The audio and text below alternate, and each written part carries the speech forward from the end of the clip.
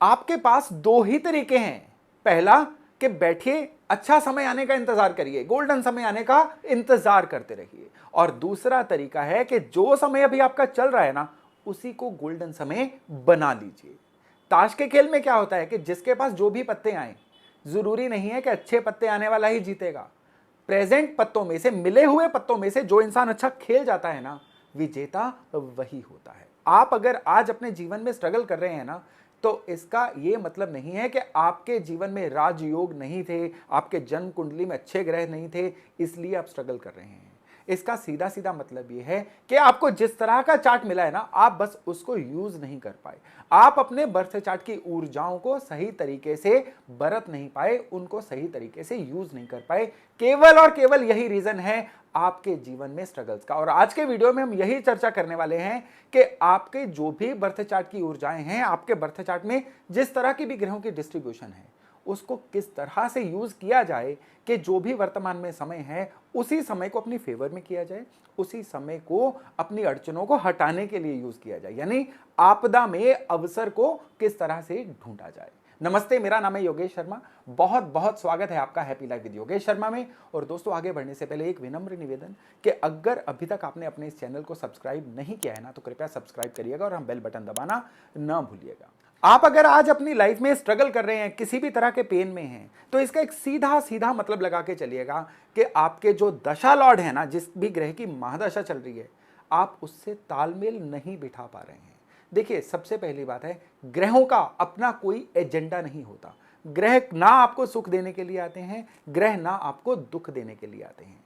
अगर आप अपनी दशा से तालमेल बिठा लें, तो यही चीजें आपके सुख में कन्वर्ट हो जाती हैं। तालमेल ना बिठा पाएं तो ये चीजें आपके स्ट्रगल का कारण बन जाती हैं। जो भी आपके ग्रह की रनिंग दशा है ना, अगर वो आपके रिश्ते नातों के घर से बुरी प्रभावित हो रही है, तो अब आपके रिश्ते नाते खराब होंगे। चाहे पत्नी से संबंध खराब हो जाए, माता पिता से हो जाए, भाइयों बहनों से हो जाए, सामाजिक संबंध खराब हो जाए, अब संबंध जो है ना, आपके लिए पेन का कारण बनने जा रहे हैं।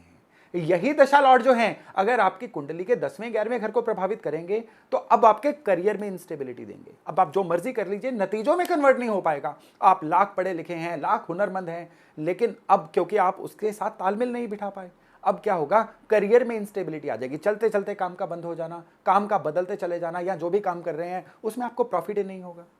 और अगर यही दशा लॉर्ड आपके धन स्थान को प्रभावित करेंगे, आपके 12वें घर को प्रभावित करेंगे, कर्जे बढ़ते चले जाएंगे, खर्चे ऐसे हो जाएंगे कि जितना भी आपका माल हो, आपको पूरा ही नहीं पड़ेगा। आपको समझ ही नहीं आएगा करें तो क्या करें। तो मोटे मोटे बात यह है कि आपको सबसे पहले तो अपने दशा लॉर्ड को पहचानना होगा, दशा लॉर्ड के साथ अपना तालमेल बिठाना होगा। सबसे इंपॉर्टेंट बात कि उम्र का 25 से लेके 55 वर्ष का समय, यानी 25 ईयर से लेके 55 ईयर्स तक का जो समय है ना, ये आपकी लाइफ का सबसे इंपॉर्टेंट 30 साल है। क्यों? क्योंकि चाहे वो शादी हो, संतान हो, ये प्रॉपर्टी हो, करियर में स्टेबिलिटी हो, इनकम का अपनी पीक पे पहुंचना हो, या बच्चों का ब्याह करना हो, हर चीज जो है ना, इन्हीं 30 सालों में ज्यादातर मैनिफेस्ट होती है। और जो भी ग्रहों की दशा इन 30 सालों में चलेगी, ये ग्रह जो हैं अब आपके बर्थ चार्ट के सबसे इंपॉर्टेंट ग्रह हैं। लोग मेरे से अक्सर ये सवाल पूछते हैं कि हमारी कुंडली में सबसे इंपॉर्टेंट ग्रह कौन सा है, हमारी कुंडली में कौन सा ऐसा ग्रह है जो हमें भाग्यवर्धक बनाएगा। तो इसका जवाब यह है कि जिन भी ग्रहों की दशा आपके 25 से लेके 55 वर्ष की आयु के बीच में चलेगी ना, अब बस उन ग्रहों के चरण पकड़ लीजिए। अब आप बस उन्हीं ग्रहों पे फोकस कर लीजिए। आप यकीन मानिए, आपके जीवन की 90% तक की समस्याएं इससे खत्म हो जाएंगी।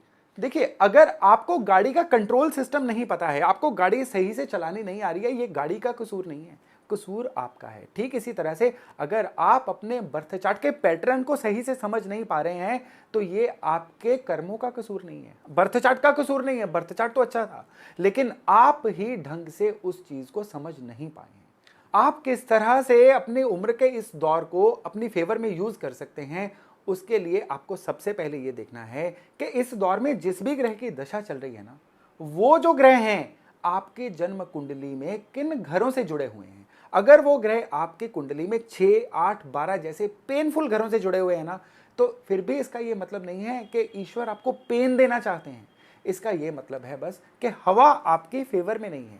आपको अपनी जो पतवार है ना, बस उस हवा के अकॉर्डिंग एडजस्ट करनी है।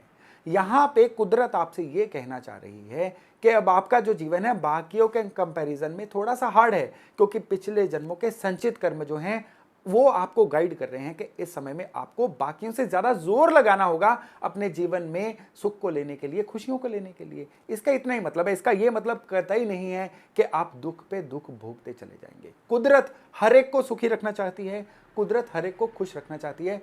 तभी ये विधान बनाया गया है कि जिसके जीवन में जितनी पेन होगी, अगर वो अपना बिहेवियर उस पेन के अकॉर्डिंग करेगा ना, तो सुख तो उसको भी मिलना ही मिलना है। तो चलिए एक उदाहरण के माध्यम से मैं आपको समझाता हूं। ये एक 1982 बॉर्न का बर्थ चार्ट है। 2007 में इनकी उम्र हो गई 25 साल और 2000 यानी 55 में ये हो जाएंगे 55 साल के।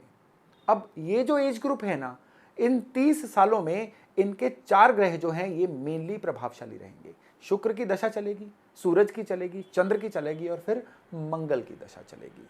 ये जो 4 ग्रह अब इनके चार्ट में है ना, ये मोस्ट इंपॉर्टेंट ग्रह हो गए। आप इस चीज को ध्यान से देखिएगा कि 25 से 55 के बीच में जिन ग्रहों की भी दशा चलेगी, अब आपके बर्थ चार्ट में वो ग्रह जो हैं बहुत ही इंपॉर्टेंट है। किसी भी तरीके से इन ग्रहों को आप सही रखिए। देखिए, हर ग्रह को सही रखने के बहुत अलग अलग तरीके होते हैं। हर बर्थ चार्ट का तरीका जो है अलग अलग होता है, तो इसलिए मैं तरीकों में नहीं जाऊंगा कि उन ग्रहों को बैलेंस किस तरह से रखा जाए। मैं बस आपको यह समझाने की कोशिश कर रहा था कि इस दौरान जिन भी ग्रहों की दशा चलेगी, बर्थ चार्ट में वो कहां पे हैं, दुश्मन के साथ हैं, दोस्त के साथ हैं, उनको कौन से ग्रह खराब कर रहे हैं, उनको सही रखिए। बस आपको किसी भी तरीके से इन ग्रहों को सही रखना है, स्वस्थ रखना है। आपके घर के वास्तु में भी ये ग्रह जहां पे बैठे हुए हैं ना, उस दिशा में इन ग्रहों के दोस्तों की चीजें पड़ी होनी चाहिए। अगर इन ग्रहों के दुश्मनों की चीजें उस एरिया में पड़ी होंगी ना, तो आपकी जानकारी भी नहीं मिलेगी आपको, और ये ग्रह आपको खराब रिजल्ट देना शुरू हो जाएंगे। आपको समझ भी नहीं आएगी कि ये कैसे हो गया। अब यहाँ पे एक बड़ी इंपॉर्टेंट चीज है, जो लोग नॉर्मली खराबी कर जाते हैं, आप ध्यान से समझिएगा। कई एस्ट्रोलॉजर भाई ऐसे हैं, जिस भी ग्रह की दशा चल रही होती है उसी ग्रह का स्टोन उनको डलवा देते हैं। ये सबसे खतरनाक प्रैक्टिस है। अगर आप जिस भी ग्रह की दशा चल रही है ब्लाइंडली उसी ग्रह का स्टोन डाल लेंगे, और वो ग्रह अगर खराब हुआ तो उसकी खराबी बढ़ेगी, कम नहीं होगी। आपको होने वाली पीड़ाएं जो है ना, वो और ज्यादा बढ़ जाएंगी। स्टोन जो है ना, किसी ग्रह के प्रभाव को बढ़ाते हैं। किस ग्रह के प्रभाव को बढ़ाना है डोनेशन के द्वारा, किस ग्रह के प्रभाव को कम करना है, यही सारा उपायों का खेल होता है। आप ब्लाइंडली जिस भी ग्रह की दशा चल रही है उसका स्टोन मत पहनिए। इसके लिए इवैल्यूएट करिए कि क्या आपको उस ग्रह को स्ट्रांग करने की जरूरत है, या जो ग्रह है उसको तकलीफ दे रहे हैं उनको शांत करने की जरूरत है। आपको एक उदाहरण देता हूं। आपके जो भी लीडर होंगे, प्रधानमंत्री होंगे, अगर वो किसी और पार्टियों के समर्थन से सरकार बनाएंगे तो वो अपना फैसला नहीं ले पाएंगे, वो उन पार्टियों के एजेंडा पे चलेंगे। तो वो जिन चीजों का उन्होंने आपको प्रॉमिस किया था इलेक्शन के समय, वो उनको पूरा नहीं कर पाएंगे, क्योंकि वो जिनके सपोर्ट से सरकार बना रहे हैं वो उनके अकॉर्डिंग चलेंगे। लेकिन जो प्रधानमंत्री बिल्कुल अपनी मेजॉरिटी में होंगे, वो अपने किए वादे निभाने की पोजीशन में होंगे। यही चीज जो है दशा लॉर्ड के साथ अप्लाई होती है। अगर आपका दशा लॉर्ड जो है सेल्फ डिपेंडेंट नहीं है, वो बाकी ग्रहों की सपोर्ट पे चल रहा है, बाकी ग्रहों द्वारा प्रभावित हो रहा है, तो आपको यहां पे जरूरत है उपायों के द्वारा जो ग्रह उसको खराब कर रहे हैं ना, उनको दूर करिए। जो ग्रह उनको सपोर्ट अच्छी देना चाह रहे हैं उनको मजबूत करिए।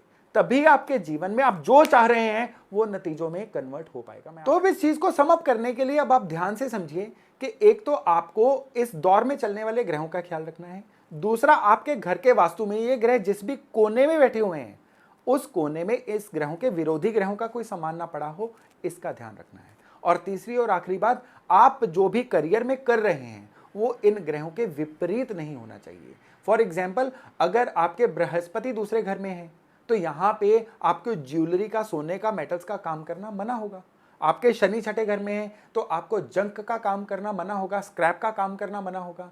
तो इसी तरह से आपको ये एक तालमेल बिठा के रखना है कि जिस भी ग्रह की दशा चल रही है उस ग्रह के अगेंस्ट आप कोई काम ना कर रहे हो, तभी आपका जीवन जो है सेटल हो पाएगा, स्टेबल हो पाएगा। तो दोस्तों, मैं आशा करता हूं कि आज का वीडियो आपके लिए जानकारी से भरपूर रहा होगा। बुधवार, शुक्रवार और रविवार रात 8 बजे मैं हमेशा हाजिर होता हूं आपके लिए नई से नई जानकारी लेके। तो बने रहिएगा मेरे साथ। अब मिलते हैं शुक्रवार रात 8 बजे एक अन्य जानकारी के साथ। तब तक अपना खूब ध्यान रखिएगा। नमस्कार।